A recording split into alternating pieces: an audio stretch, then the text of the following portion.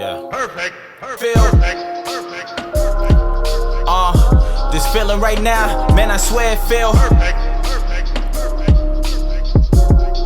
Yeah. It's all about us. 3, 2, 1. Boom. Shakalaka. You know, I should have started this one off because It's all good, it's dude. me interviewing you. No, but it's fine. This is our hour this week. Hey guys, how's it going? It is the Zour Hour, the one and only Z here. Finally, front and center. Justin. Right into it. No, I'm just kidding. Dude. I'm just kidding. God, no, don't kick No, me we off gotta- the show. Now we're gonna ease into it because last week, was heat. Last week was a good week, dude. We had a great time getting to know you better and your It was hockey fun. story and Not or much your hockey. your MMA story rather. Sorry, I'm thinking Yeah. about mine. Yeah. Already. Shocker. No, you should be. You got a tough list Yeah, of dude. Well, cues ahead of you. you've been talking Queuing all up this questions. shit about the questions all day, and now Not that all I'm day, reading dude. I've them- been doing this for a few days now. I've been working on it. Yeah, I know, but talking about them, like you've been really talking about them a lot today. Hyping them up. But anyways, yeah, dude. And you This should be at least like 35% nervous. this week is all about me and my hockey career, and we're gonna get into it, dude. You excited? I'm excited. Yeah, I think that like having a centralized video or something that's like me, or even just a little sound thing that's just me talking Soundbite. about this stuff, so that like it's just out there, it is. Yeah. It's out there. It is what it is. So Yeah. Well, we have one rule here with interviews. mm. We didn't go over it last time, but I already knew Oh, the rule. okay. But that rule is first and foremost, the only one, have fun. Okay? That's all. That's it. Okay. Come up here, have fun. Okay. I can. That's what I want you to do with me. Interviewing you, Uh-huh. have fun. That's it. First and foremost rule. And anyone who's planning on being a guest on Awkward MMA, we have a few that listen. Have fun. That's it. Rule number 1. That'll be the rule. Okay. Well, Okay. Now we can carry on. I do want to make a quick disclosure. We had cleaning crew come on set and couple disclosures actually. Get this one out of the way yeah, first. well, and I just want to say there could be an interruption to where we got to get up and tell them, hey guys, we need some more time, because they came in right before we were setting up and they're like, you want cleaning? And we're like, well, we need about an hour. And Justin's like, no, we need about 2 hours. And I said, 2 hours. I'm like, fuck, 2 hours? Yeah, well, they usually usually come do it in like real 5 late, dude. well, they usually Like, do it like 5 a.m. No, they don't. They're usually about. Mm, They're fuck what I know. yeah. They're I don't ever see usually them. they're usually about 1 or 2 a.m. But anyways, That's disclosure number 1. disclosure there 1. might be an interruption. disclosure 2, Starbucks was out of lids for our drinks, and so they gave us a frappuccino lid. Mm-hmm. And I mean, there's just nothing that says you just guzzled some sugar filled drink down You just more than swamped those. down some sugar. Yeah, dude, you got diabetes basically.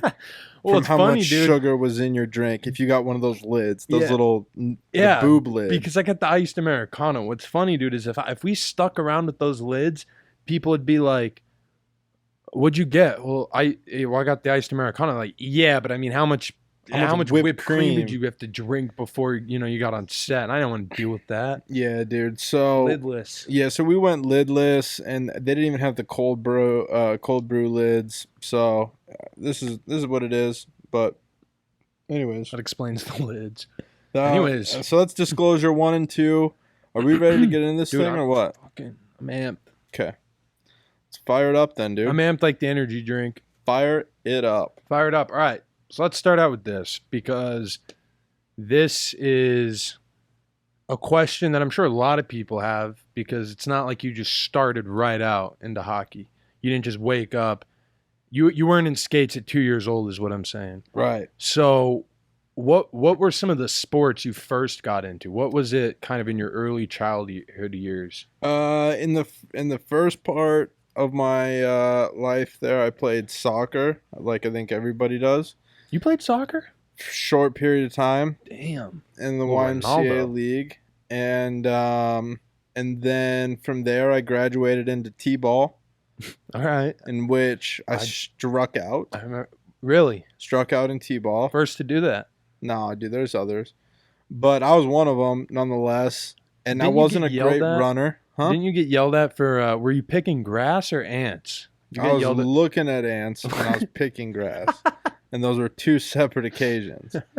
Anyways, baseball wasn't for me either. But those were basically the two sports that I played.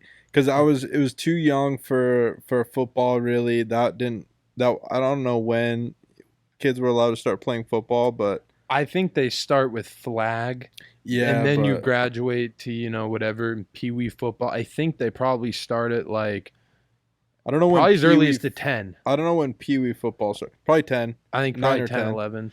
Anyways, Maybe 9. But I was younger than this at that point. So those were the only two that I really tried. damn. Yeah. So clearly you didn't fucking like them. Well, I just wasn't good at them. Well, so then what age did you start playing hockey? What age did you decide it, and like why did that even become an idea? Because obviously we're from Arizona. I didn't get the idea to play hockey if it wouldn't have been for you. So it's not like One day I was just hanging out in the I think it was like our little game room that we had, and I was flipping around on the TV, and a hockey game came on, and the St. Louis Blues were playing somebody, I don't remember who, but I remember Keith Tkachuk scored a goal, and it was the coolest thing that I'd ever seen before. Just the whole thing. So you from never the watched game. hockey before. Well, I thought that I had never watched hockey before. And I was probably 6 or 7 at this time. And I watched this game and I thought it was the coolest thing. So then I go to M&D and I'm like, "Hey guys, I want to try hockey." And I don't know if they told me then or years later, but what's crazy about that, the Keith Tkachuk thing, was when the Coyotes first moved to Phoenix from Winnipeg in, I think, 96, 97, M&D had season tickets either that year or the year after or both or something. Might I have don't been know. 95, 96, because 98 I would have been 2. No, it was 96. It was 96, 97 was their first year. It for sure wasn't. Oh, well, 95 yeah, no, but I'm saying I think they decided in 95. that they were going. Mm-hmm. Okay, well, either way, I got to go to a lot of the games as a very young child. I was either 1 or 2 years old, so before my first memory, my parents were taking me to these Coyote games. My favorite player on the Coyotes at that time was Keith Tkachuk. Really? So, yeah. So you were young as shit. You didn't even really remember that your favorite player was Keith Tkachuk. And I had then here no you are idea. years later watching a game. He's on a different team. Yep, got Dude, traded. that's wild.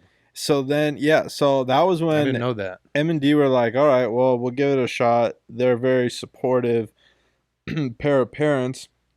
And, they got me into the programs and got me all the gear and stuff like that. I was terrible, dude. Just fell on my face and bambying around. It was Was it your god-awful. first time skating, or had you ever skated before? I don't We went remember to any- like one. I think we went to like one public skate or something, just where a lot, on a hot day in the summertime. Mom was like, "Let's go ice skating," Okay. and so then I think we just went ice skating once. But Damn, so you just went out there, gave everything you had, and you just couldn't skate? yeah, dude. Well, I just thought that's how it worked. Was it a team? Was it like... It was house. Well, I first went to stick time. Okay. I would first go to like a couple stick times. Were you doing any privates with anyone? or- Not at this point. I was literally just going to stick time. I was trying to teach myself at 6 years old how to play hockey. I don't the know. DIY, bro. I don't know what I think I was just trying to get my feet under me a little bit. Like I was so bad that lessons wouldn't have even helped. Yeah, you're just like, all right, I just need to get I just I need need to to be able to figure out s- the groundwork, so then I'm good. That's it. But then my time for my first season to roll around came, and then I was in the house league, Okay. and I was the very last pick.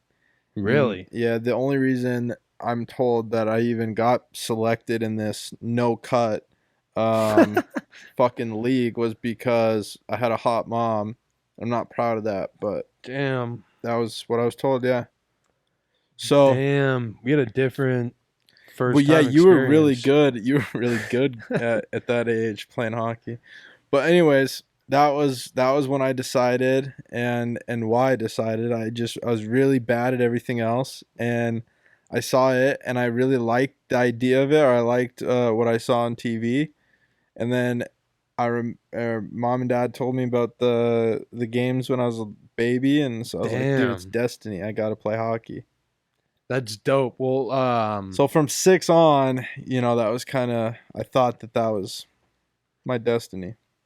from six, because here, for me, I always remember having like a lot of guys in, not even just MMA. But when I was training MMA, I had a lot of guys that I like looked up to in their styles, and then also a lot when hockey was around.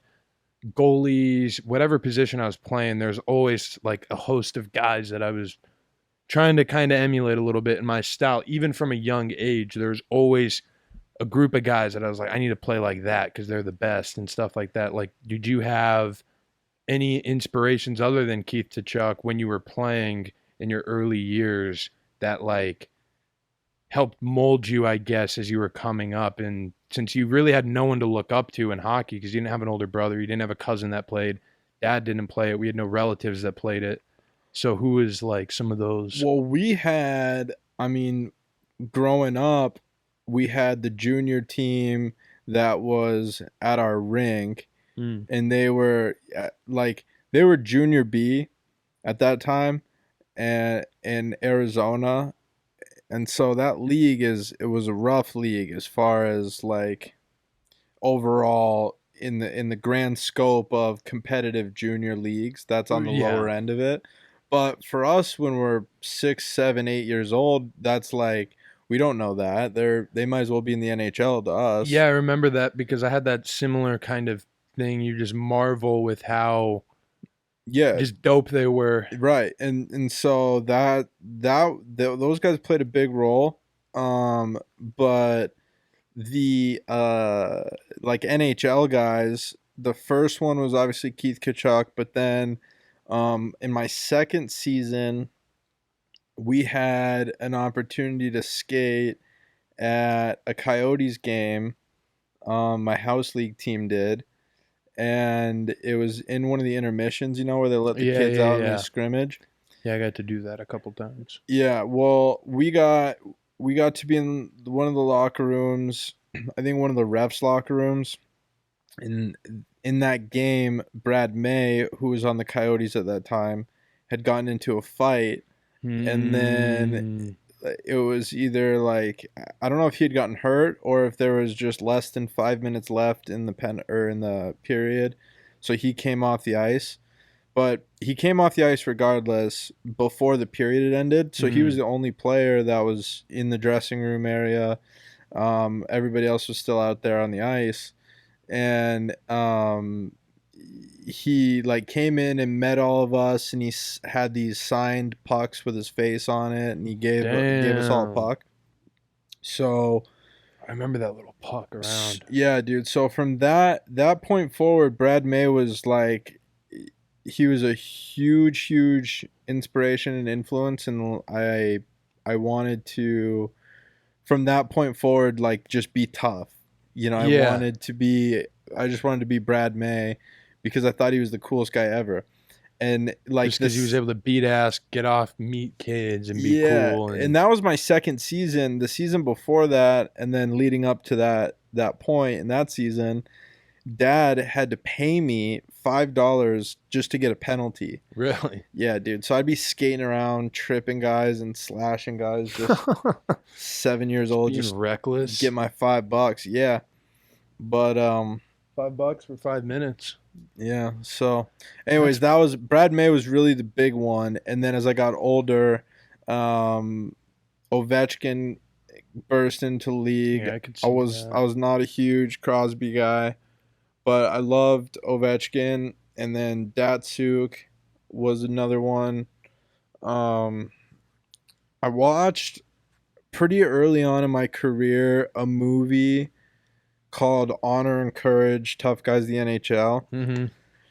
and it followed like some of the league's just toughest, baddest dudes and their stories of fighting and being an enforcer and all these things. And I gravitated towards that a lot too.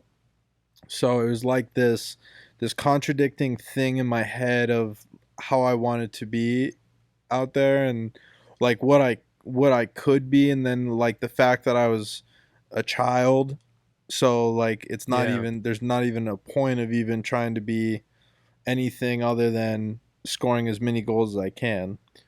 Yeah, there's so much other But I always had an components. appreciation for like the Ian Leperriers, Mm, the Brad Mays, George Laraque, yeah. all these guys that fought and beat the shit out of other people for their job, for their teammates. You were always a big Dan Carcillo guy. Yeah, Dan Carcillo, Well, Boogeyman, rest in peace, Probert, all those yeah. guys. It's crazy too, though, especially as for me watching your career evolve.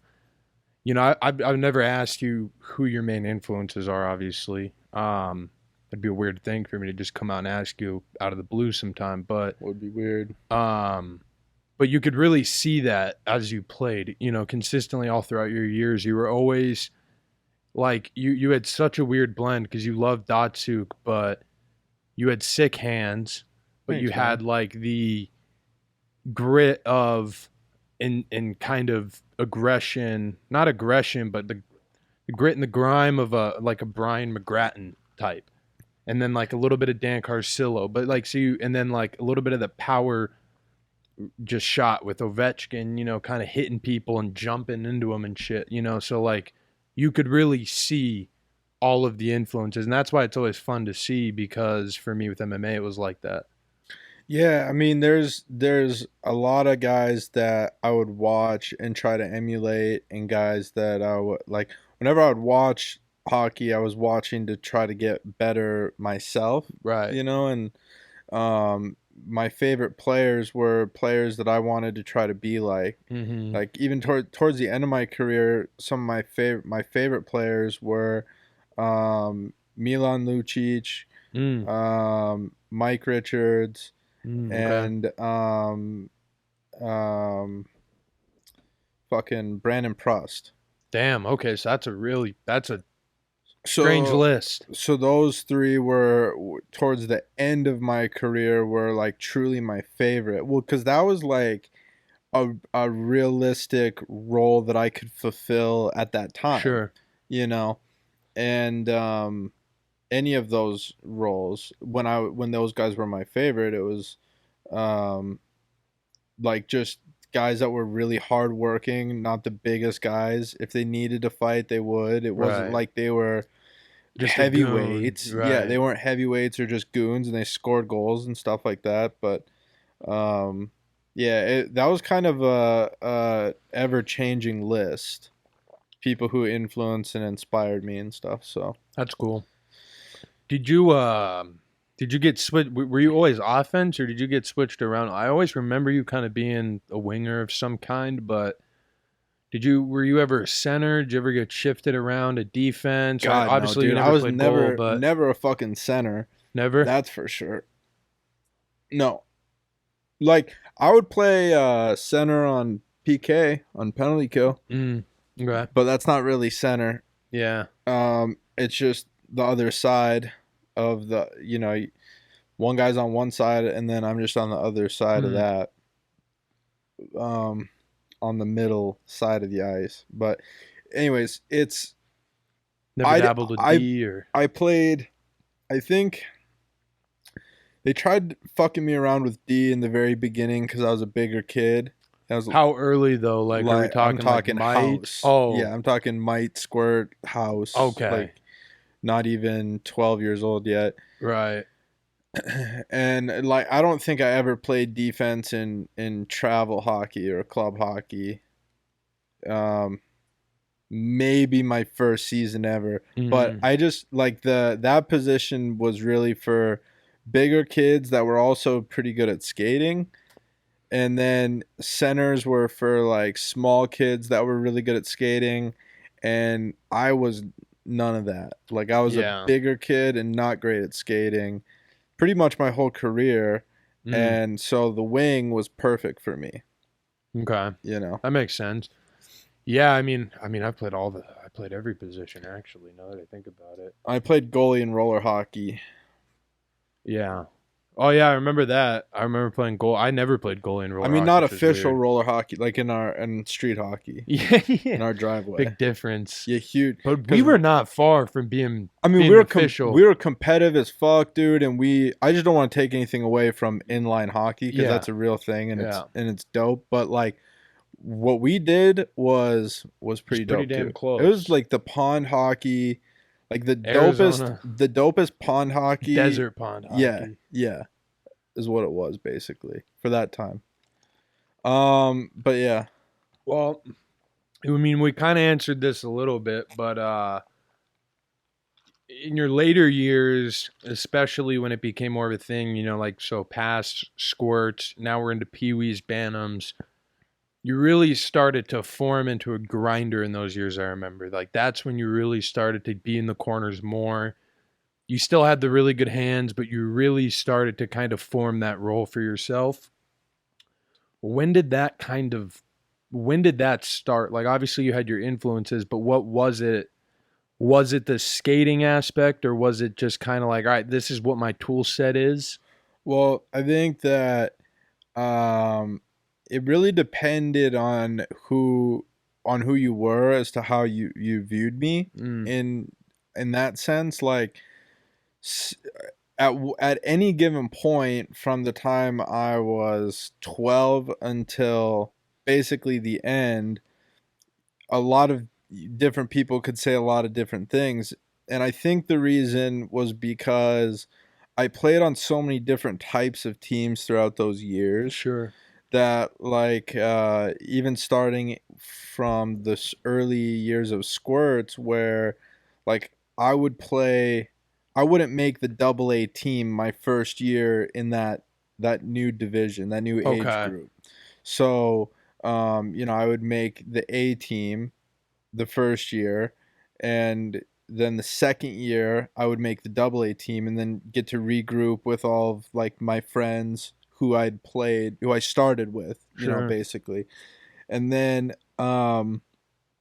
but in those other years I was playing on the A team, so it was I would be a little bit more of a skilled Okay. setting. That was my next question. Yeah, like what your and role is before. on those teams versus on like the double A teams, it was more of like a battle in the corners in front of the Okay. net and sort of stuff. And like obviously, More of a competitive style, obviously. yeah, well, as a child, it wasn't as relevant, but as I would get older into peewees, that was when it became starting to become like most relevant. Was really Pee-wee A to was the year I played Pee-wee A and the year that everybody else played Pee-wee Double A was a big year for me as far as like coming out and getting points and becoming like a real goal scorer.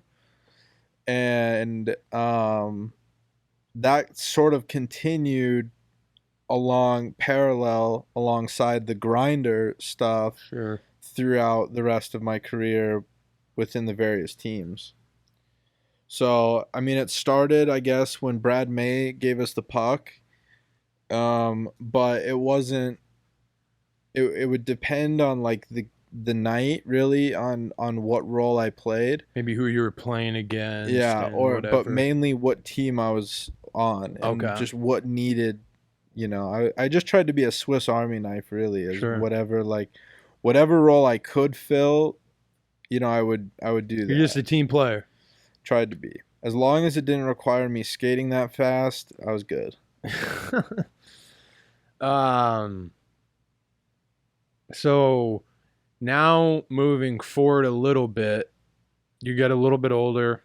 You're maybe, I think it starts at 14 or 13, correct me if I'm wrong, but talking with junior teams. So like that first kind of It was 14 for me. 14 for you. Yeah. What's it for others?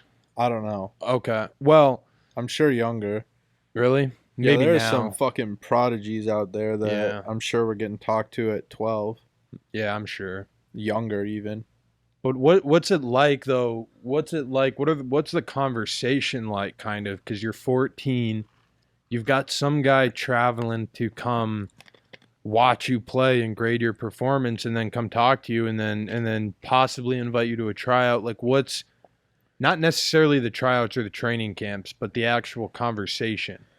And who are some of those teams? Well, for me, it started when I was 14, and I had just left Team Arizona, which I had left them because they weren't letting any of the players play high school hockey, and I was going to Notre Dame Prep because I wanted to play hockey there because our coach was a very good skating coach, still is, and he was the skating coach for the Coyotes at the time, and now I think he went to the Rangers, and I think he's still there, the skating coach there, and that was like the biggest hole in my game, and so It only made sense. it only made sense for him to be a coach for me. And then also, too, there was just a lot of good exposure because we had so many other good players at Notre Dame. And so there were junior teams that knew of Notre Dame and some of the other top high school teams. Not that high school hockey in Arizona was very big ever, but like there were a couple teams in that year at least that were pretty solid. They had good showcase. Well, I remember going to those games. What was crazy about it is, I mean, it was packed. Like it would be, there would be some games. I remember you'd be playing Brophy or Desert Vista or some of those bigger teams. I couldn't even have a place to fucking sit. I had to stand in the corner right by the door, the ice den. And aside from like all of that stuff, it was just a fun experience for me. Yeah. Because we had such good turnouts for the crowds. You guys got to travel to Chicago. Yeah, people at school knew me. We made it to nationals. It was a very fun experience being able to play for Notre Dame, and so I'm glad that I was able to do that. But it meant leaving Team Arizona that year, and so I went and played for this team called the Union, which was like a union of rinks, basically creating a AA team. Right. And so Team Arizona was the first all 95 birth year AAA team, which I left that to now go play AA. So once again, I'm having to go play down a letter because of some reason. This time it's because of the high school hockey thing. So anyways, I went and did that, and the next year the process of people coming and talking, really the only thing that was going on that year for me in my birth year was the Canadian Hockey League was doing their Bantam draft. And so depending on where you live, you're either in the Western Hockey League, the Ontario Hockey League, or the Quebec Major Junior Hockey League. So East, Central, West. Yeah, basically. So I was in the WHL territory, and that draft was going on. And basically, going into that year and going into Notre Dame, Dad and I had created this sort of like roadmap of how I was going to get from where I was to the NHL. And we created all these steps in this roadmap. And on the roadmap was me going to college, and that was the plan. And if you go into major juniors or like the Canadian Hockey League, You can't. you waive your rights to play college hockey. So I remember at the that. time, I had no interest in playing in major juniors at all. And one of the tournaments, after a game, my dad and my coach for that union team were talking, and he was a scout for Kamloops Blazers, who are a team in the WHL. And basically, at that time, they're just trying to get a gauge for if that's a route that you want to go, because as they're trying to create their draft picks and stuff like that, there's only so many Americans that they can get. And so they want to make sure that if they're going to pick an American, that he's actually going to show up and play there, and be That makes sense. someone that wants to be there. Otherwise, they're not going to draft you. So Yeah, because there's so many different roads you can take. It's not like basketball or football to where it's like, all right, you play high school, you go to college, right. you go to the league. Right. So basically, it was just that team that I talked to that year, and we had said that my goal is to play college. I mean, maybe if I got drafted high, that I would have my mind change, but I wasn't drafted at all, and that's fine. But like, I wonder, had we been super pro major juniors, if I would have got drafted, who knows? But either way, like sometimes there'll be guys that have the plan to go NCAA, and then a WHL team or an OHL team will entice them to go. Oh, really? Yeah, like Seth Jones for a long time was going to go college, and then wound up going to Portland kind of last second and playing in WHL. the WHL. And I heard that there was a nice chunk of change that went along with that. Really? Yeah.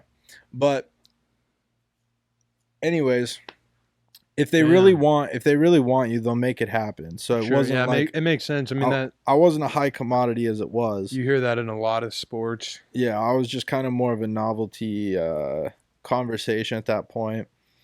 Damn. But then, then that summer it kind of picked up, talking to different teams.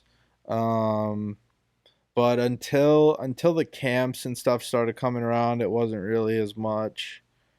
It was just kind of here and there. And then the USHL, the United States Hockey League draft, was the next year, and that's like the top feeder league into college hockey, I guess you could say. Okay. For hockey in America. And so that was kind of like the next thing, and that was the main mission for me, was I wanted to be in that draft. I didn't really care about the WHL draft at that time.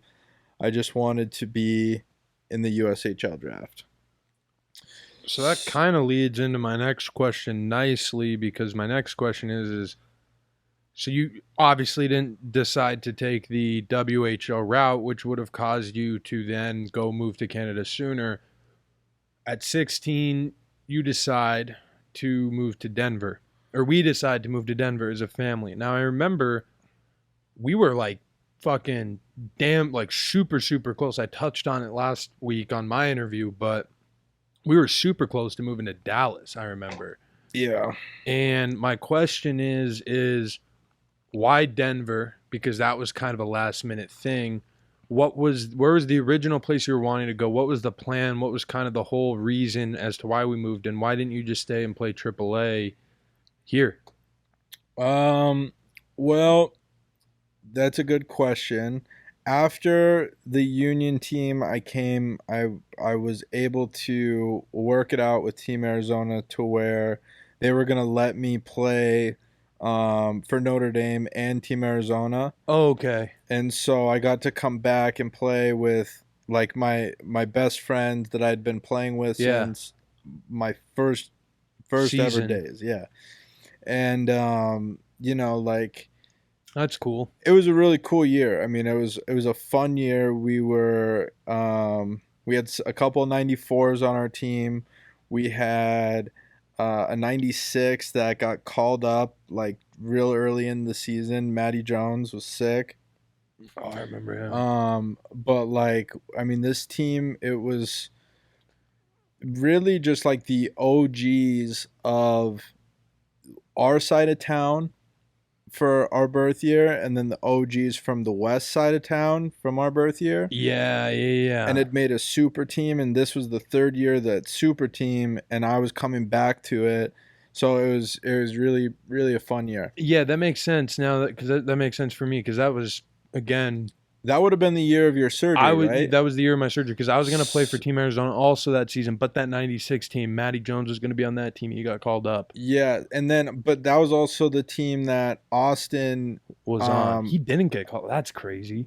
Austin was a 97, Oh, that's true. and we not had 96. 94s on our team, so that would have been a 3-year jump Yeah, you for can't do that. for Austin. But Austin Matthews was practicing with us that year a lot because he was so good even back then. Yeah, But there was like two guys on our team that I remember. if it would have been a year later or a year before, he probably would have got called up and played games with us. But Yeah, it was just a because it was 3-year jump. I don't think they would have sanctioned that. Nah, probably not. USA Hockey. I just don't think he wanted. I don't think he would have wanted. There was no need for it.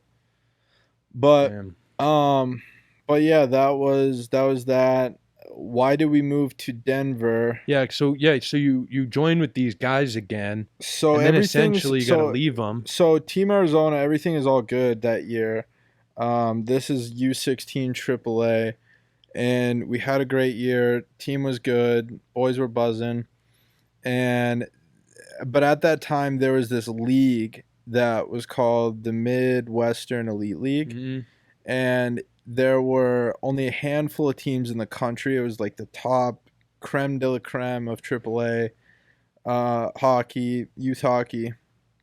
They had merged or sold and became Tier 1 Elite League. Okay. And that became like the league to be in. If you were a AAA hockey player in America and you wanted to make it to the USHL or a major, Anywhere, it was really yeah. mainly the USHL. It was you had to be on a team that was in the Tier 1 Elite League because that's where all the scouts were. Mm. So our team, Team Arizona, essentially being,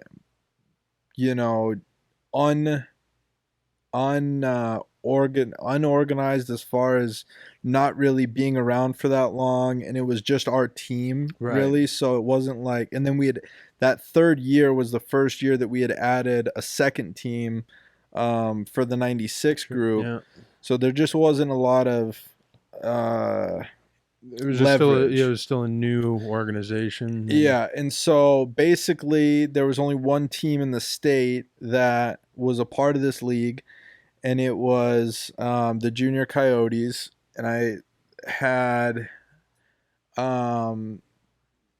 it was basically like our whole team was going to be going over to the Junior Coyotes. But they already had a team though too, so it was Well, kind of not like really, because it would have been the second year for the 16s, so it would have been like maybe a couple of their 95s sure. probably would have made, well, a couple of their Yeah, 95s because they're 96. merged. They didn't have a ton of 96s in Caja. No, but it was the majority of our old team, I think, and then a few additions. And then we had those 94s that went up to play 18s or juniors, and then those spots needed to be filled too. So there was plenty of room for those guys over there. But the issue was I was going to have the same issue with them as I was having earlier with Team Arizona, in that they weren't going to let me play high school. Mm. And there was no ifs, ands, or buts. And basically everybody in Arizona was doing this, and there was tensions and political. Yeah, it starts to get political, I feel like. Yeah, there was just some political bullshit that was going on between, people that I was really loyal to and other people, and I felt You got caught like- up in the middle of some bullshit with the adults. Yeah, essentially. I just felt like I needed to be out of the situation one way or another. Like I just had to go. So you wanted to move. I just had to go somewhere. Yeah, I mean, I had to be somewhere in this league. So you're thinking Dallas. And well, yeah, backtrack a year when I was at playing for the Union, I'd gotten a call from Mark, my Notre Dame coach, and he's like, "Hey, there's this team called the Dallas Stars Elite. They need a guy for this Nike Bauer tournament in Chicago. Can you go and play with them for the weekend?" And I was like, "Sure." So I would go and play with these guys, and it was a really fun time and a great group of guys. And that was basically the plan, was to go then play for Dallas, because I had already kind of known some of them, and Yeah. the coaches knew me, and it was good. And Comfortable. yeah, and that was it. Like, but I'd felt like I didn't have any option but to leave here at that point because of what was going on. Yeah, I got put in a corner, kind of. Yeah. So that happened. The plan was to go to Dallas, and then there was this showcase. Yeah, that showcase. Called the Under Armour Showcase in Denver, Mm-hmm. and that was at DU. And I remember going there. There were a lot of Colorado kids, and but a lot of scouts and teams and stuff were there. Just and a showcase to pretty much showcase the younger like people. Yeah, individual showcase sort of thing. prospects and whatnot. And I'd met a couple of these kids at like the player development showcases right. before, like the regional ones where people from all over the region would meet up and they'd have a showcase. So that would be once a year. Mm. So I knew some of the guys. But I get to the Under Armour showcase, and I remember thinking like, well, these Thunderbird kids are really cliquey, and I'm glad I'm going to Dallas, because on the way up to that showcase, I was on the phone with Dallas and I saying, remember all being in right, the car well, for that. yeah, I was like, well, I'm gonna come play Show me the money. with you guys. I'm excited for it, and I committed on the way up. Well, fucking by the end of the thing, I was like, oh man, I wish I was a Thunderbird, because like the had a cool Thunderbirds, vibe. dude, always they were always like the dopest. Even I knew them growing up. Like Yeah, everyone knows the Colorado Thunderbirds. It seems like. Yeah, so it was like that's a team that you just always think about wanting to play for. And then because I didn't even think it was an option, I was like, fuck these kids, they're Yeah, all mean and Immediately. and Yeah. clicky. But then by the end of it, I loved all these guys. Like I remember on my Under Armour showcase team, I had Mikey Isemont, who's still one of my best friends. Talk to him all the time. Smitty, Brendan Smith, who was on my Thunderbirds team, and then we still talk all the time. And a few other people on that team that were like super important in getting me to want to be in Colorado in that short time frame. And then by the end of it, Angelo, the head coach, was like, I mean, I think we got a spot for him. I don't know how the conversation went Just came with up. Dad and whatever, but it seemed like they were down with me being on the team, and I just had to go meet with Zog, who was our strength and conditioning coach, and then do the tryouts. But I was basically good, and that was why we ended up in Denver, was because I wanted to be in Denver. You had to play in that I wanted to league, be I couldn't wanted hear to it. be into the Thunderbirds, and I didn't think I was going to be on the Thunderbirds. That was why we were going to be in Dallas. And then when I found out that I could be on the Thunderbirds if I wanted to be, then we were moving to Denver. That's but cool. That was very stressful for me because most of the time when you're a kid in that situation, you just go fucking live with a teammate.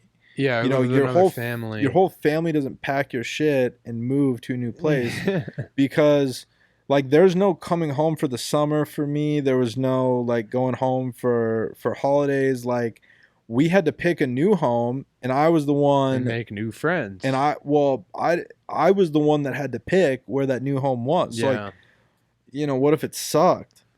But yeah, it was stressful. I could see that a lot. I mean, and that's what I feel like a lot of people don't know is what the way that it looked probably as an outsider looking in is it's like, oh, there's the Webbers just moving, saying fuck everybody, you know, just moving out of the blue. But it couldn't be further from the truth because we all just kind of needed it. You know, it was, I think, you know, M&D wanted the excuse to get up and get out somewhere, whether it be Dallas or Well, they needed a fresh start. I needed a of fresh what- start, sure shit. because of what Arizona had become for them. Yeah. I needed a fresh start to escape from the political entanglement of youth hockey in Arizona, and you needed to escape your entire hockey career so that you could have, you know, your MMA career go. So Wow. that was, I mean, just develop. Yeah. Like, Easy with the career thing. Now we did the interview. There's no career with it, but well, I just mean Yeah. like doing my it. time, yeah, doing it.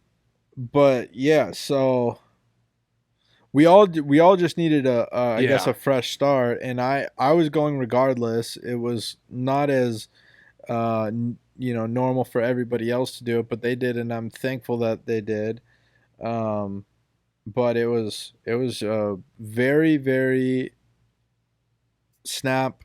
We're going to Denver now. So that's quick, you know. So what was the transition like? Like what was school like? Like I know we talked about it a little bit last time, but you started with I started with online school. Yeah. And I you know, going from Notre Dame, the Catholic high school, to online school, I thought it was going to be a breeze, and it kind of was. I would finish school real early, but there was one day where we had just gotten back from some tournament, and I didn't get home until like 11 o'clock at night, and I woke up at 8. And this was when we were probably at the lowest point economically as a family, and so Dad was pretty stressed out. But I just remember him coming in my room and just livid that I was still sleeping at 8 o'clock in the morning. And he demanded to check my grades, and I had I didn't have the greatest grades at that spot check. And so he's like, all right, well, you're fucking done. We're enrolling you into school. And that was when I saw you. Yeah, that was funny, dude, because I was in the bathroom. I went to go take a number one at the in the common area, and I see your happy ass also going number one, and you turn around and say sup. I thought I was in a dream. You know, you turn around like you've been going there the whole year, and I'm like, the fuck are you doing here? But Like, it was fun for gotta me go here because now. I got to leave there really early because of the credits that I got at Notre Dame. So I got to leave way mad early, dude.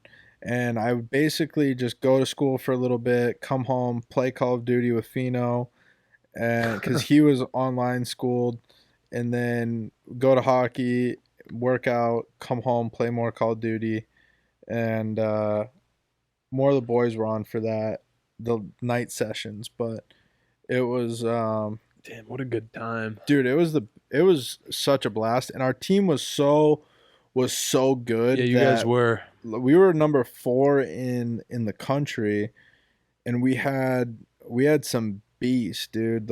Yeah, you guys have a lot of guys that are now playing in the NHL, or at least minors of some AHL, kind. and, yeah, NHL, college hockey, college, most stacked. Yeah, I mean, Very stacked. Good. It was always fun watching. I mean, I used to love watching it. Like, it got to the point with your level.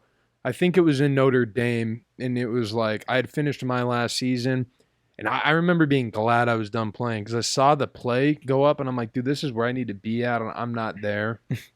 And it became more fun to watch it and just watch it as a spectator and as a fan. Yeah.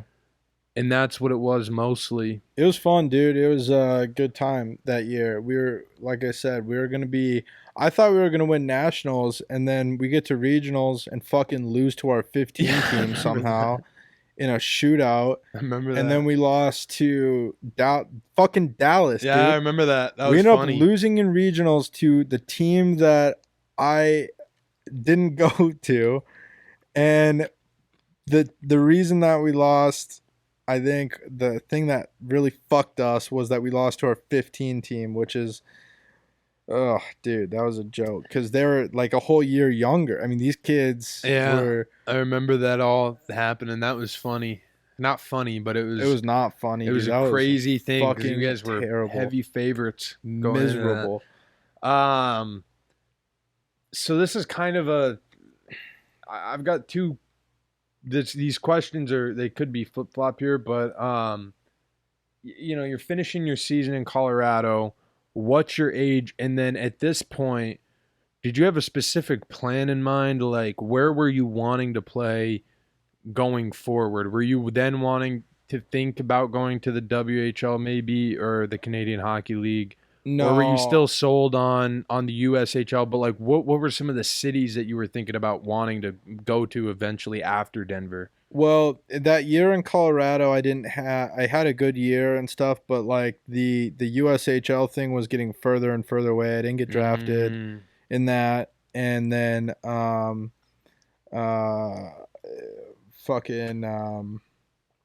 that whole idea of the college hockey thing was slipping away because there were 96s on my team that year and like younger kids that were committing to DU, yeah, that's committing tough. to all these schools. That's part of the problem, I feel like, when you're at these powerhouse teams and organizations that you almost get, I mean, especially with your playing style, with such a unique playing style. Well, the only love that I was getting was from Air Force, and it wasn't like a lot. It wasn't like they were putting on a full court press or anything. Yeah. But it was probably just giving you a sneak peek. They're giving you a little look. Yeah. But that would have been a Nibble. tough one for me. Yeah. Well, especially too at the grades. So, but then, so you're what, 18 or 17? 17. You're 17. I was 17, and I'd started to warm up to the idea of major juniors because I had heard that you got a little bit of money via one of the scouts. I think I had talked to Kelowna the year I was with back with Team Arizona, their WHL team, and he said something about $400 to $600 a week. Damn. And then so I was thinking about that, and then like the whole idea of it, was becoming cooler and cooler. And then in Colorado, we played against a local team, another Colorado team, and the goalie's dad was a family advisor, which is like an agent for a youth hockey player. And I remember that. This advisor, I had scored on his son a couple of goals, and then just had a good game overall.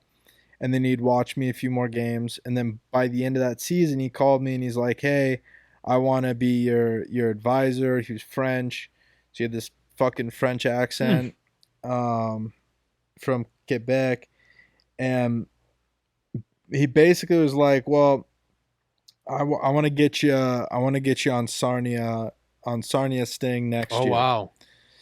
And I'm like, "All right, well, that's fucking cool, but they're in the OHL in Ontario, and I'm not even in that. I don't even live in that district. I'm not even from that district. So Colorado's still in WHL land." And he's like, "Well, that's okay. We can get you waived through the WHL, and then we can Damn, get I didn't know it you went like that. we can get you signed with Sarnia." So I couldn't actually sign or commit to Sarnia because I hadn't gone through waivers in my home league. Oh. So if nobody says that they want me in the WHL, then I can go and sign with Sarnia. Well, I had a coach in Arizona who I'd been talking with, who was also a scout for Prince George in the WHL, and he had got me a spot at their camp, right? So, because of that, this was before the Sarnia thing happened, but because of that, I was on technically their protected list. And so when I went through waivers, I was protected by Prince George because okay. I was already supposed to go to their camp. So that put a little bit of a snafu in that, but then so I ended up going to Prince George's camp that year. I'd gone to like a couple of NAHL camps just to get some ice and get warmed up for these camps and be out there. And I went up to Prince George and had that camp, and I didn't make that team. And I remember before going up, the GM for Sarnia was like, well, when you go to Prince George, just maybe don't try so hard so that they don't pick you. And I'm like, yeah, okay, dude, whatever. Like, I'm going to fucking try hard. And if I get picked, then great. But if not, you're telling me I'm going to play. You can't half-ass it. I'm going to play in Sarnia, then great. So it didn't end up working out for me in Prince George, which is just as well. It's a shit little amount of people. You know, it's not shitty, but there's fucking it's a big change from Denver in this, yeah, and very far north in British Columbia. It's fucking cold, and it didn't work out. So then I go back to Denver. That was fine because it was still part of the plan of me going to Sarnia, and the GM telling me that I have a spot there. Tell everybody in Colorado that I'm not playing U18s. I'm going to play in Sarnia. Well, that year, in that summertime, that draft, Nail Yakupov was drafted first overall from Sarnia, and Alex Galchenyuk was drafted third overall from Sarnia. So that team was super stacked, and I was looking to be like the next guy to get drafted from Sarnia. Stamkos came from there too, Carcillo. Just a lot of guys that I really liked and looked up to, and I was excited to be a part of that. And I have the coach and GM telling me that I'm on the team. Yeah, I don't mean to cut you off, but before we get too balls deep into Sarnia, do you mind if we take a quick number one break? No, I was actually thinking that. Yeah. All right. Cool. I just downed my coffee and we're back. Okay. So you're in Sarnia. The team's stacked, or there's a lot of guys that you've looked up to, stacked powerhouse team. Yeah. Where that's where we left off. So talk us into that. I had just gotten cut from Prince George. I get to Sarnia, where I'm told that this is my new home for the year, and I get situated with my billets. I had. Oh really? So you actually met and had all that and. Oh yeah, I mean I had my billets because it's not like. Dad or mom like took me there. Like, yeah, I remember you just went there. I just flew there. I don't know if you had to stay in a hotel though with like a group of other guys in your situation or no. So I flew into Detroit, and then Crazy Carl picked me up and drove me across the little lake there to Sarnia. Yeah, I had to deal with fucking Border Patrol for hours, dude. Yeah, Canadian Border Patrol is no joke. No punk. But yeah, so I was in there. Really stacked team. It was the year though of the latest NHL lockout. Yeah, I remember that, dude. That's literally the worst time, the worst season the worst team to probably play for because well, you had I mean, the- yes, the number 1 and number 2 guy though got drafted. and number then- 1 and number 3, or but number yeah, 3. Yakupov went to Russia, I believe, to play that year, so he wasn't an issue, and Galchenyuk ended up playing in Sarnia that year. He probably could have played in Montreal, although he had something going on with his knee that maybe would have prevented that, but I don't know. Then we had a couple of other guys that probably would have been in the AHL. Was Connor Murphy still on the team then? Yeah, or- Connor was. even though he's D, but even still. Yeah, but Connor was there, rightfully so. Like he was. Oh, he would have stayed there. Yeah, he okay. would have been there no matter what. But we had a couple of other guys that would have probably been in the AHL, like with this guy Charlie Soro, who went to the AHL after that, but then he wound up going to Europe, I think. Easily could have been in the NHL by now, I think, had he been in the AHL that year. Really. Maybe, I don't know. But it was a fun time. I mean, I was there for a short couple of weeks. I had practice pretty much every day. It was like I was living the dream of being an elite athlete at the highest level that I could possibly be for my age, and I was living the dream, Yeah. you know. And it was a surreal experience. We were in preseason, and I think I was getting ready. There was going to be 2 nights. My first game was I was going to play in 2 nights, and all of a sudden this fucking guy shows up. This kid who is my age, my birth year, named Nikolai Goldobin, who is from Russia, doesn't speak a fucking lick of English, only Russian, Damn. and looked like Curious George. And he Triple G looking motherfucker. yeah, dude, exactly like exactly like I Triple heard G, dude. Curious George in Russian. I'm like, Triple G? Oh my god, that's funny. Yeah. That could be like his older brother.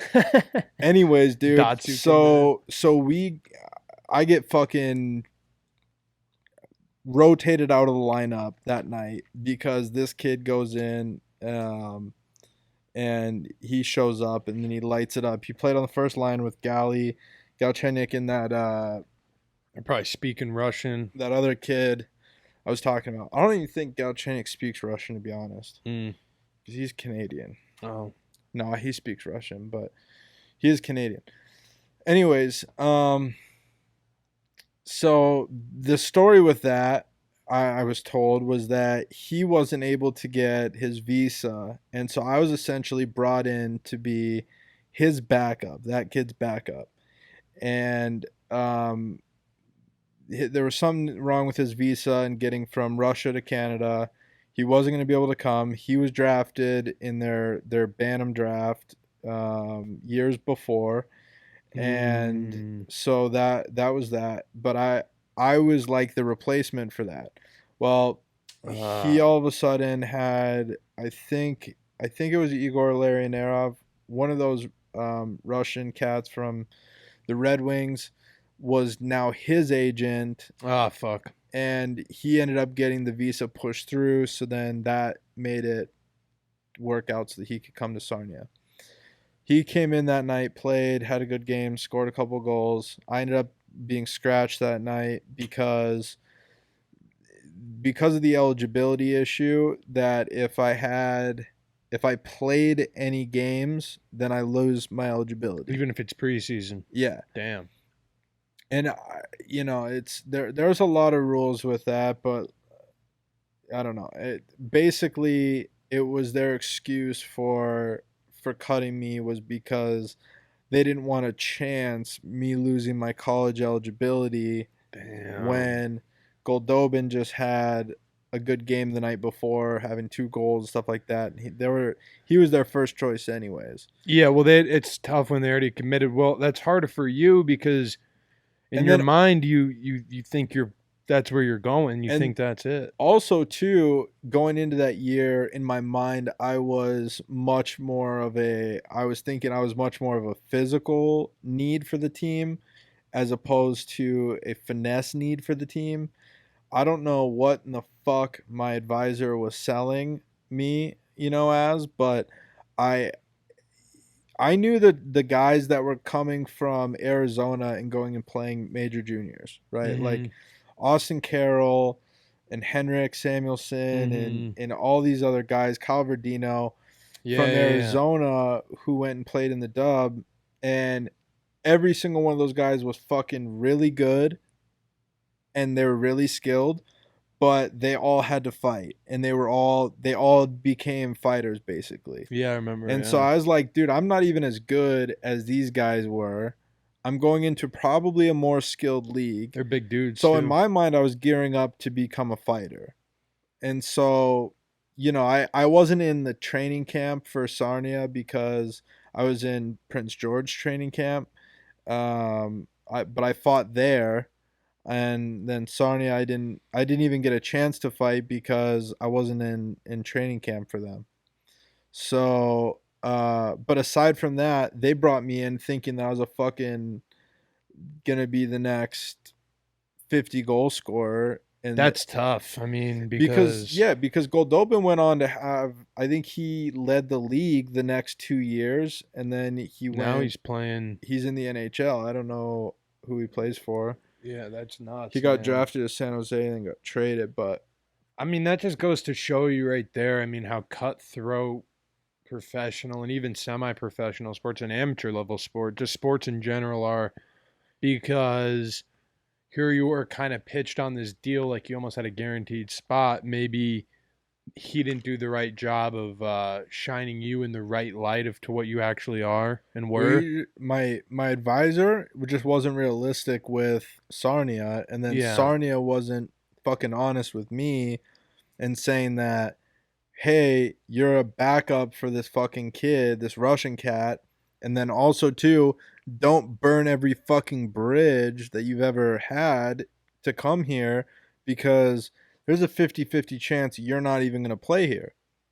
So basically, he's telling me to tell everyone I know to kick rocks, and I'm going to go be an OHL player now, and then I look like a fucking idiot because I've said, no, I'm not playing U18s for you in Colorado, and they didn't believe, that I was going to be in the OHL and make it, and so out of pride, I didn't go back there. And then I couldn't go back to Arizona for pride and ego, and because all those people were telling me I shouldn't go to Canada yet. I was too young and I needed another year and blah blah blah. All these people were telling me I needed another year, and I just was like, no, fuck you guys, in nicer way, but I know better. This GM, this coach, he's telling me what's up. I got my agent. They're telling me what's up. I've got a spot. You guys are wrong. You'll see. So you get sent down I didn't get sent down. I got cut. or cut. All right, so you get cut. Yeah. I got cut, and I didn't know where to go. I didn't have any options really. So I just flew home back to Denver, and sorry, go ahead. Well, I was gonna ask, just because not a lot of people know really how it actually feels, because you work so hard up into this point, you put everything you have into it. You're essentially told you made the team. How did that make you feel in terms of like, where were you at mentally with it? Were you like, fuck this, I'm not doing this anymore? Or were you like, I need to prove these guys wrong and go make another team and show them what they're missing? Or where was your I was head at? I was so caught up in my own shit. Like I had all these people from all different parts of my life that had interest in me making one of these teams, whether it was Prince George or Sarnia. Like people from Arizona, were hitting me up on Facebook all the time, asking me what I was, like how things were going, because it's just not like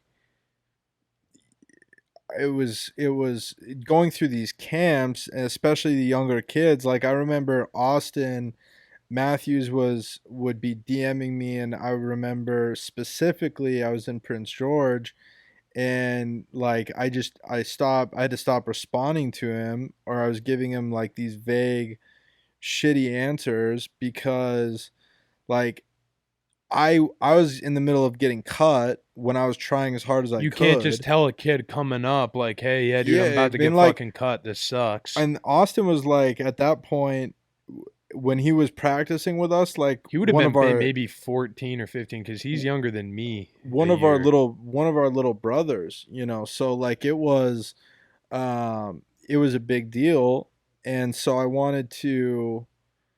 I didn't want to portray that I was struggling as much as I was, like it was. Well, you've always been that way. Like even to this day, like you're not as much anymore. But I remember even growing up, always no one ever knows what you're feeling, how you're feeling, what's truly going on, because it's just kind of like you're just at the same tempo all the time, no Yeah. matter what's going on.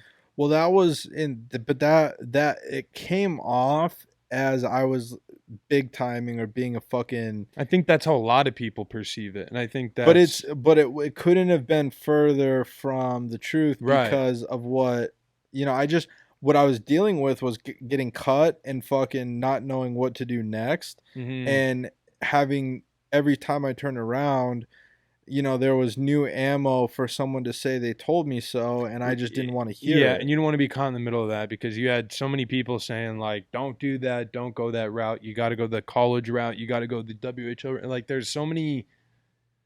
That's the hard part. There's so many different routes you can go. There's no really concrete way to do it because It was obviously there's people that have made it Right. every way. It was the first time that I gotten cut too, so it was a tough pill to swallow. Like where I just didn't, I had to fucking go home. Yeah. And that was the first time that had happened, and so it was difficult to deal with. But more than that, it was like those relationships with my friends and or teammates, like former teammates, asking Yeah. me what's going on, and then me saying one thing like, "Oh, I'm protected by Prince George." Well, they don't really give a fuck, obviously, about me because I got cut from them. But I've got a guaranteed spot in Sarnia. Well, obviously not, because I got fucking cut from them. So So you got all these people essentially watching you from the sidelines, going like, "I thought you said this. I thought you said fucking right, that." and so And here's so this. Here's the I didn't- reality. I didn't want to deal with I thought you said this and now you're doing that. So then I just stopped saying anything about what was going on, and it came off like something different, and so it was a very, very difficult thing for me to deal with, because I didn't know how to deal with it Yeah, that's probably the hardest part. and where to go next. Yeah. So That makes sense. Well, okay, so then you come back to Denver. That didn't work out. So what's next? Are you now I just thinking came about home from getting from, cut. I didn't. from getting cut? Yeah. I keep wasn't saying playing sent down. I don't mean sent down, but you get cut. You're back in Denver. What was the next step? Was it trying to find? Obviously, Well, yeah, I so was you trying said to you couldn't find go Trying to to find a team. Were you? But what were you trying to find another U8? I was trying to team find. outside I was of- trying to find a junior team at first, obviously, because I Okay. was going to play in the OHL, which is major juniors, and so I wanted to be at least in another junior team capacity. But then, it was like my advisor was pitching me fucking Omaha, because they had their USHL team that was right there, and he was saying that I was going to be able to go and practice and play with the USHL team and kind of be a call up situation for that. And then maybe I go back up to Sarnia midway through the year if things are going well. Going well, yeah. and things were going fine, but like, you know, that stuff never came. Yeah, that's a bummer. But that was originally it. You know, like my options were either this team in Northern Ontario Hmm. or Omaha, or go back and see if Colorado or Swallow your pride with Denver, Colorado Thunderbirds, and yeah, if whatnot. the Yeah. Colorado team or the Arizona team would have taken me back, but I wasn't at a You were too far point. gone then, and mentally you'd kind of I wasn't at a point of maturity either, or like humility to be able to even deal with that. right. You know, I was such a cocky fuck Yeah, that there was just no telling me shit. no going back to that. Yeah, I mean it makes sense. What was Omaha like as a what was it like as a city, and then like also too that was your first time actually living with billets. Well, So what was that it like? was not okay. Omaha as a city was dope. You know, like Yeah, I love Omaha. I still love Omaha. I didn't mind it. I went there once or twice when you Uh, were playing, and I've gotten it to was go not bad. back. I've gotten to go back a couple times, and I love it every time. I don't love how cold it gets, though. It gets really cold because of how flat it is in Omaha, in Mhm. the Midwest. But it was a fun city and a lot more of a hockey city than they get credit for. Really? Yeah. Living with billet parents, it wasn't my first time because when we first moved to Colorado, I had lived with Garrett Foster, Mm. who was one of the kids on my Under Armour showcase team, and his mom. I lived in their basement for a few months I until remember that. Well, that was until you guys moved up. yeah. But I was thinking, well, like more for like the whole season though. Right, Like, what's right. the whole And then and season? then I did the one in Sarnia too. I had those billets. But then um but my billet parents in Omaha were awesome. Uh, a billet family is like when you are living with someone else. You know, like the Mhm. team arranges a family for you to go live with. And we were actually a billet family when Z and I were little kids for one of the polar bears, the junior team at our rink. Yeah, That went south. very south. They were doing and cooking meth in our house. It was It's a story for another time, a different actually. story, yeah. But 'Cause it, aside from yeah, that, being a billet son, that's a whole podcast in its own. I was on my best behavior because I had a bad experience That makes sense. as you know what I I would have mean. been the same. So I made sure to be on my best behavior for the most part. And in Omaha, I had Paul and Carla. They're sweetest couple. And I had another teammate that was living with me, Georgie. We were roommates. He's from Colorado too, right? Yeah, he was from Colorado, and we had a good time. They would make the best food, Mm. you know, like that The Midwestern comfort cooking. food. Dude, it was so good. But yeah, it was fun. Um, I kind of already asked this a little bit, but you had like established your role as a grinder enforcer, but like what's hard with that when you so for those I guess that don't know, in juniors you can fight, right? Mm-hmm. Is that an unlimited amount that you could fight in the WHL?